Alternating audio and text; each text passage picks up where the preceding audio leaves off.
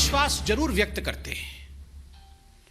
मैं आज कहना चाहूंगा इस प्रेस कॉन्फ्रेंस के माध्यम से, ये जो सलमान खुर्शीद हिंदू धर्म के विरोध में कहते हैं, उसको बोको हराम या आईएस से कंपेयर करते हैं, या जब शशि थरूर हिंदू तालिबान कहते हैं, या जब सैफरन टेररिज्म कहा जाता है, ये दिग्विजय सिंह जी या मणिशंकर अय्यर हिंदू धर्म के खिलाफ कहते हैं, तो ये इनके निजी वक्तव्य नहीं होते हैं, ये कोई स्टैंड अलोन वक्तव्य नहीं होता है। दरअसल ये संयोग नहीं, ये प्रयोग है।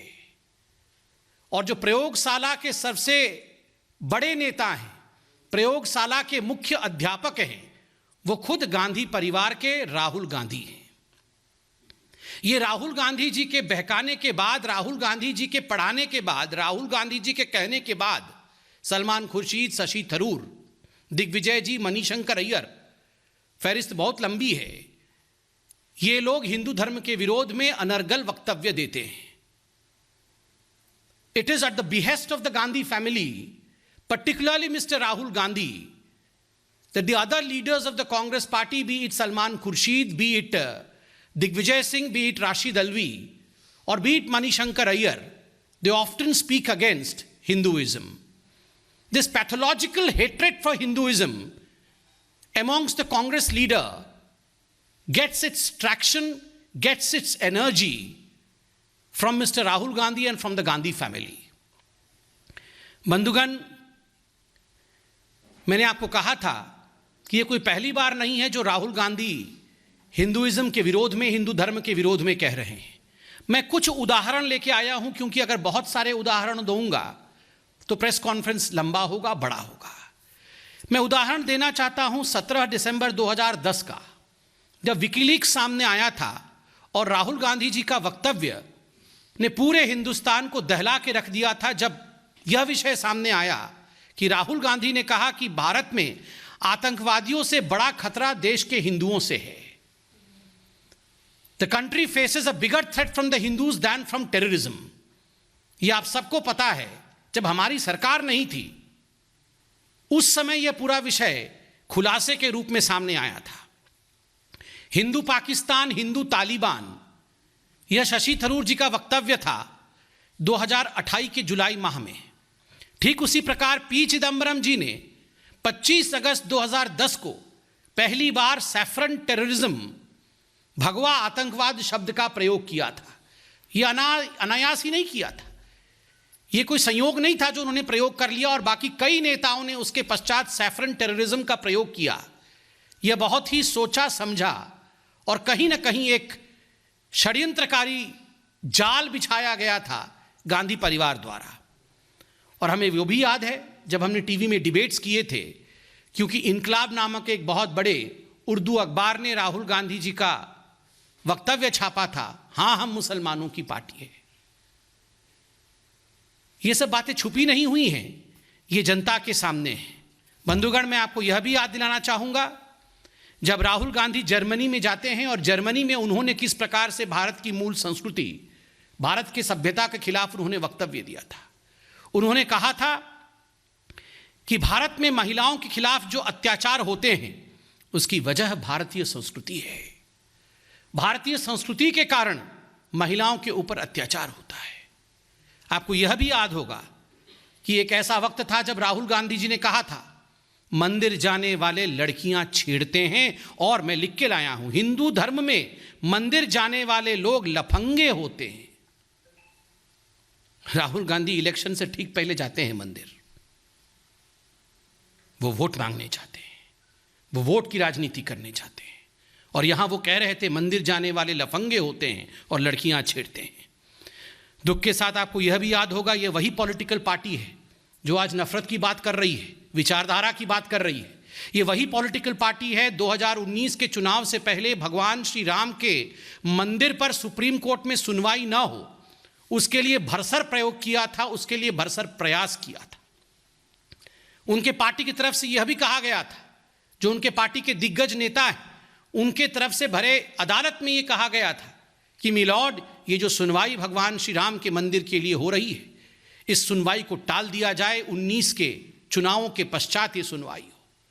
भगवान राम के अस्तित्व को लेकर किस प्रकार से सोनिया गांधी जी के पार्टी ने एक एफिडेविट दिया था जिसमें भगवान राम को काल्पनिक बताया गया था, यह भी हमसे अछूता नहीं है, यह भी हम जानते हैं। आज बड़े दुख के साथ मुझे कहना पड़ रहा है कि आपने कहा कि आपने उपनिषद पढ़े, राहुल गांधी जी ने उपनिषद पढ़े। राहुल जी, इस प्रेस कॉन्फ्रेंस के बाद छंदोग्य उपनिषद ऐसा नाम तक उच्चारित करके दिखा दीजिएगा। उपनिषद पढ़ा है आपने? हिंदुस्तान का कॉन्स्टिट्यूशन पढ़ लिया हो तो वही काफी है। हिंदुस्तान के कॉन्स्टिट्यूशन में, संविधान में यह प्रयोजन ही नहीं है कि हम वैमनस्यता फैलाएं। आपने आज जिस प्रकार से हिंदू धर्म और हिंदुइज्म के खिलाफ बोला है, this is against the basic tenants of Indian constitution. आपने ना ही भारत का संविधान पढ़ा है और उपनिषद तो बहुत दूर की बात है। आप केवल उपनिषद के नामों को उच्चारित करिए, यही हमारे लिए बहुत होगा। मुझे याद आता है हमारे अटल बिहारी वाजपेयी जी की वो कविता। आज राहुल जी ने हमारे मन को, देश के 130 करोड़ जनता के मन को ठेस पहुंचाया है हिंदू धर्म के विरोध में कह के। उन्होंने कहा कि हिंदू धर्म के लोग दूसरों को मारते हैं, काट देते हैं, हम सिखों को, बाकी लोगों को मारते हैं। ये घृणक शब्द हैं, ऐसे शब्दों का प्रयोग नहीं होना चाहिए। राहुल जी, आपने शायद अटल जी की कविताएं नहीं पढ़ी होंगी राहुल जी, मगर हमारे परम आदरणीय अटल जी की कविता की एक पंक्ति में पढ़ के आपको सुनाता हूं। होकर स्वतंत्र मैंने कब चाहा है, होकर स्वतंत्र मैंने कब चाहा है, कर लूं सबको गुलाम, मैंने तो सदा सिखाया है करना अपने मन को गुलाम।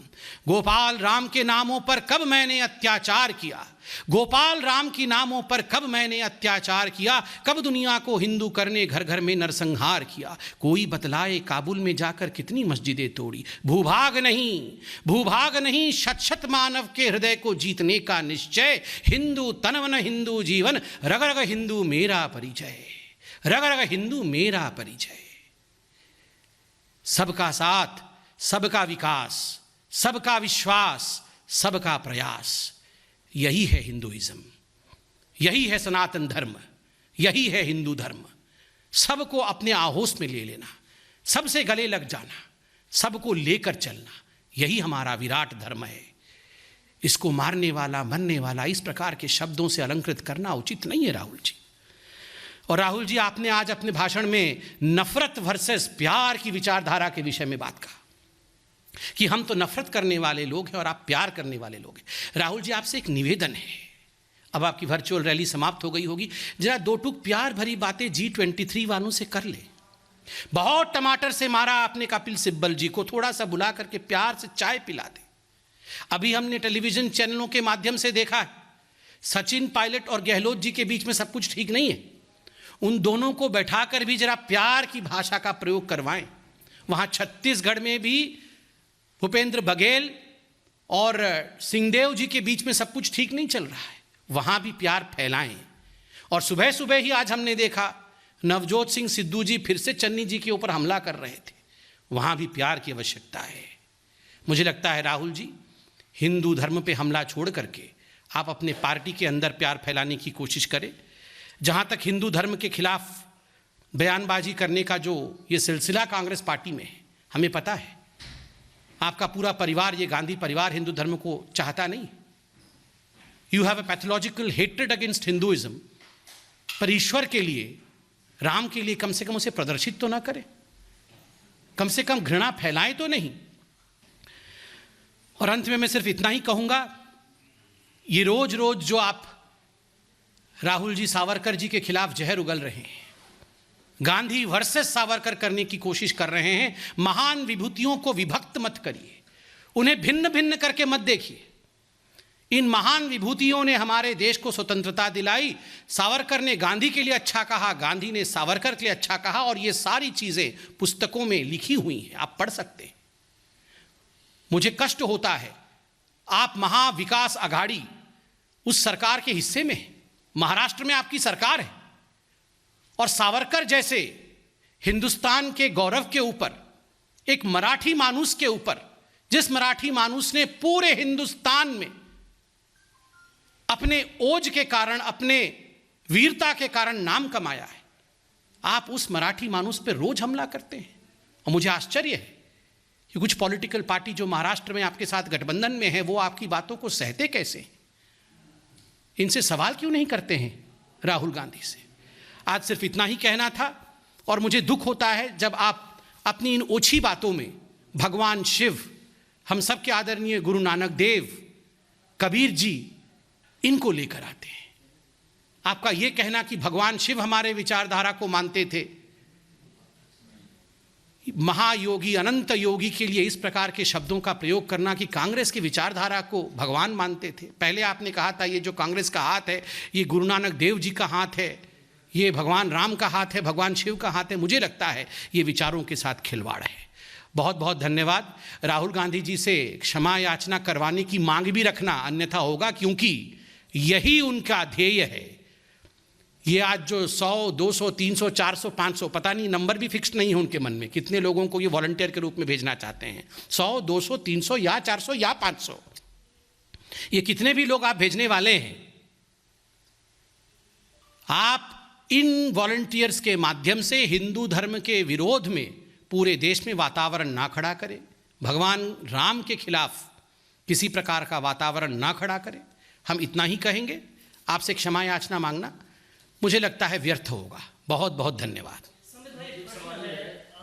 एक प्रश्न है, आपने कहा कि ये जो वक्तव्य हैं ये अनायास ही नहीं है, ये जो है प्रयोग है। तो क्या लगता है कि आने वाले जो 5 राज्यों में विधानसभा चुनाव हैं उस प्रयोगशाला में इनके प्रयोग किए जा रहे हैं, और अगर ये प्रयोग किए जा रहे हैं तो ये ध्रुवीकरण अगर है ऐसा, तो वो जनेऊ दिखाने का मतलब, गोत्र बताने का मायना क्या है? देखिए, इसमें कोई दो मत नहीं है। ये अनायास नहीं है, ये प्रयास है। अनायास उनके मुख से या उनके नेताओं के मुख से हिंदू धर्म के खिलाफ शब्द नहीं निकल रहे हैं, विचार नहीं निकल रहे हैं। बहुत सोच समझ करके ये सारा, आप देखिए, एक क्रोनोलॉजी में हो रहा है। पहले सलमान खुर्शीद बोलते हैं, फिर राशिद अलवी आके कहते हैं जो जय श्री राम बोलते हैं वो निशाचर होते हैं, वो राक्षस होते हैं। उसके बाद इन सब को जस्टिफाई करने के लिए खुद राहुल गांधी मैदान में उतरते हैं और वो कहते हैं कि हिंदुइज्म जो है वो लोगों को काटता है, वो मारता है। तो ये बहुत सोच समझकर तुष्टीकरण की राजनीति को आगे बढ़ाने की नीति है, और कोई आज से नहीं हो रहा है। ये विगत 70 वर्षों से, जब से कांग्रेस पार्टी जितने भी कालखंड में रही है, सत्ता में या सत्ता से बाहर, तब से कांग्रेस पार्टी इसी प्रकार की तुष्टीकरण की राजनीति करते आ रही है। यस मोहित। सलमान खुर्शीद के बयान के बाद भी गुलाम नबी आजाद से किया था अपने आप को, उन्होंने क्लैरिफिकेशन भी दी थी that they don't stand with